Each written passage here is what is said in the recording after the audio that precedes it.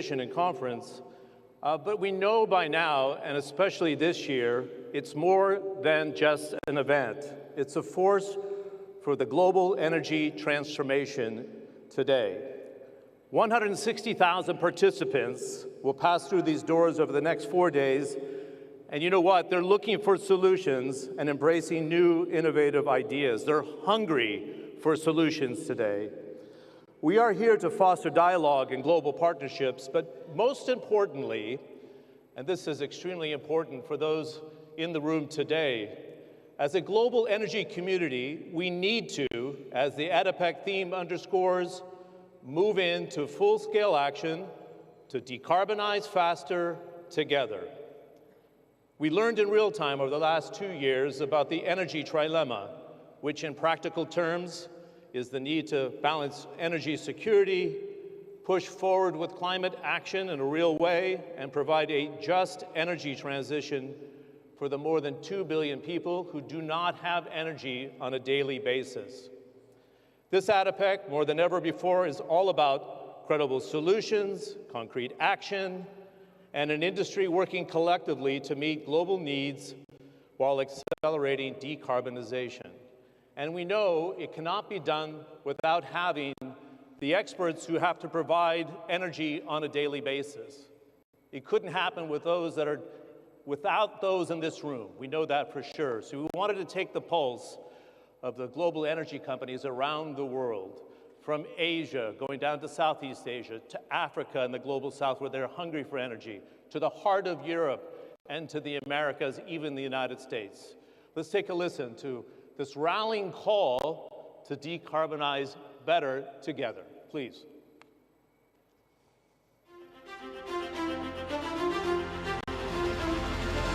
We are committed to connecting the world of energy, hosting an inclusive platform that sparks collaboration and innovation, helping decarbonize quicker and creating the future of energy faster.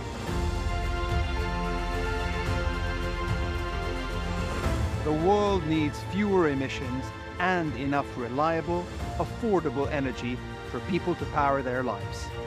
It cannot be one or the other. So, at Shell, we are working to become a net zero emissions energy business by 2050, while we continue to deliver the energy that the world needs. We promise to leverage our deep understanding of fossil fuels as a stepping stone, propelling us toward cutting-edge decarbonization technologies and strategies. At Aramco, we believe that energy security and sustainability can coexist. We remain committed to helping supply the world's growing energy needs as we also expand our effort to develop lower carbon solutions that will provide future generations with cleaner and more sustainable energy. We at the NMTC Limited are taking concrete steps alongside our partners to reduce our carbon footprints while providing energy for today and energy for tomorrow.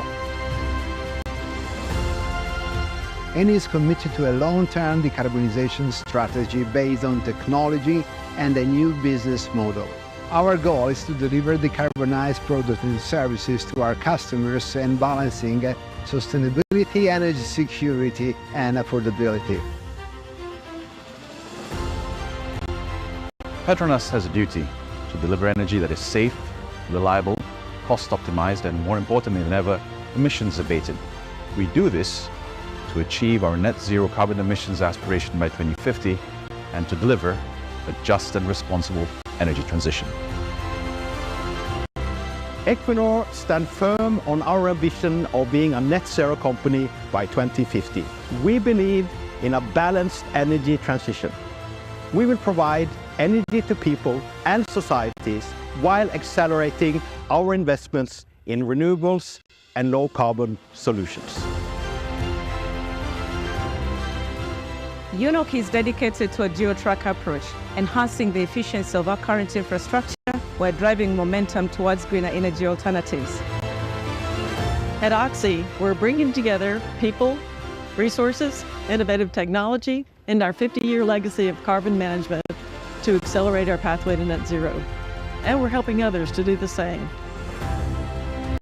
As ADIPEC is committed to net zero by 2050 and stable supply of energy to Japan and Asian countries, we proactively pursue both clean energy projects with CCS and new energy solutions such as hydrogen and ammonia in cooperation with like-minded companies such as ADNOC.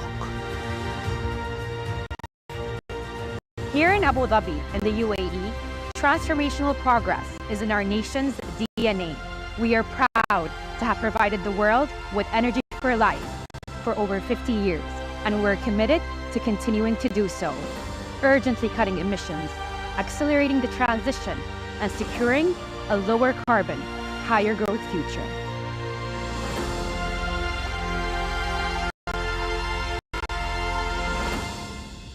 What an excellent video.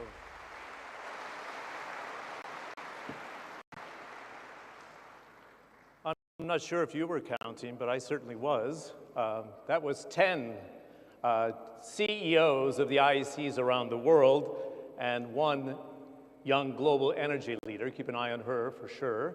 But the point is here, think about the market capitalization of those companies and the money they have to invest and the expertise they have in the field. That's the crucial point here in the opening ceremony of ADIPEC 2023. You can't move at the pace unless you have that sort of weight behind you and that expertise. And we're going to discuss that in our roundtable today. But think about it, we're less than 7 weeks away from COP28.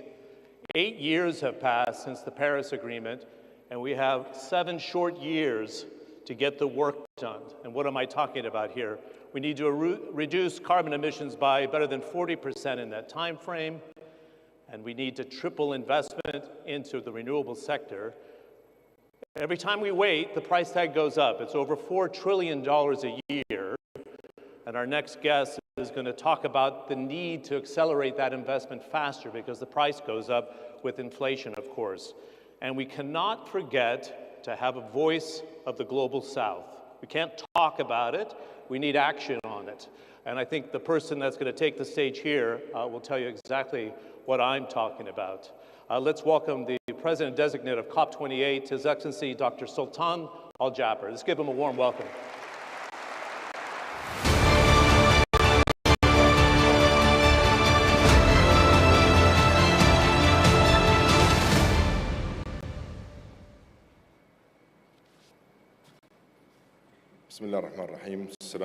In the name of God, Almighty, the most gracious, the most... Vice President, Deputy Prime Minister, and Chairman of the Presidential Court of the United Arab Emirates, Your Highnesses, Your Excellencies, distinguished guests, ladies and gentlemen, dear friends. Welcome to Abu Dhabi, to the United Arab Emirates, and to ADIPEC.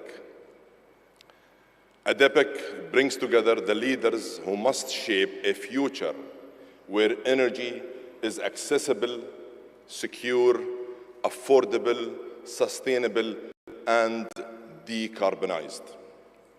And before I begin, let me just say this.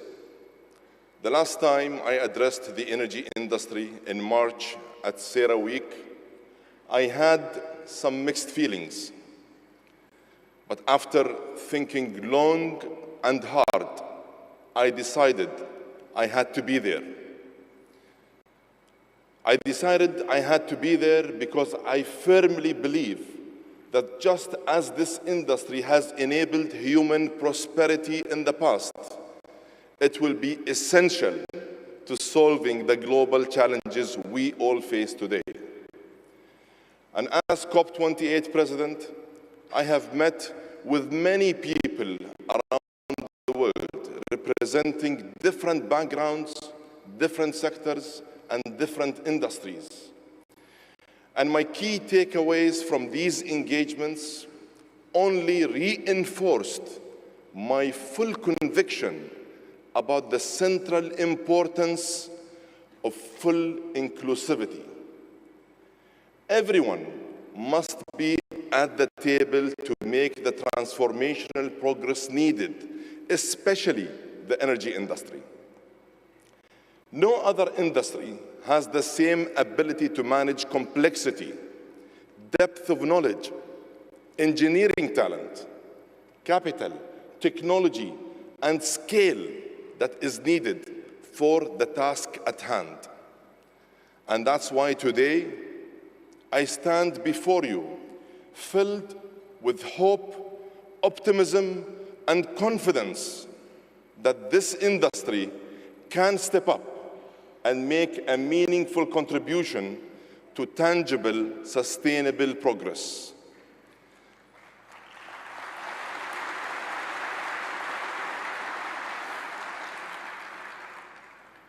Here is the challenge we face.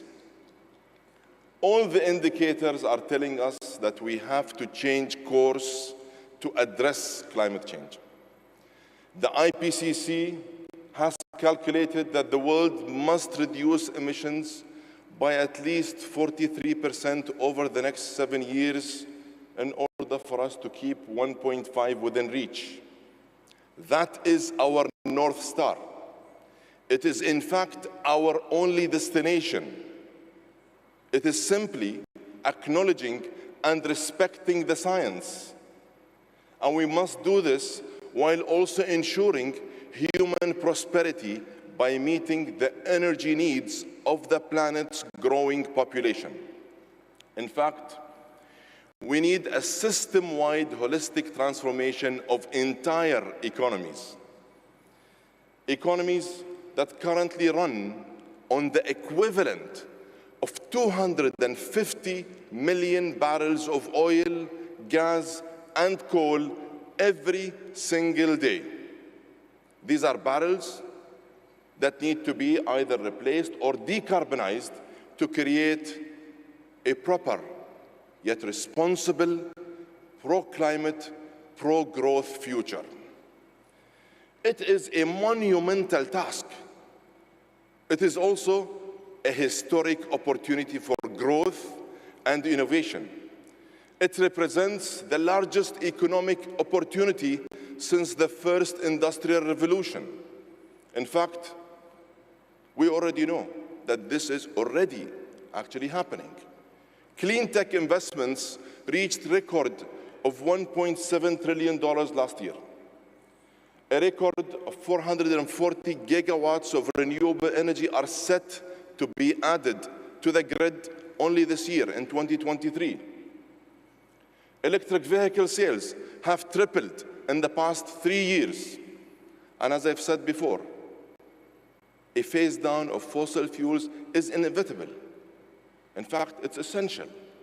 Yet, this must be part of a comprehensive energy transition plan that is fair, that is fast, just, orderly, equitable, and responsible. This energy transition must be well managed and carefully considered.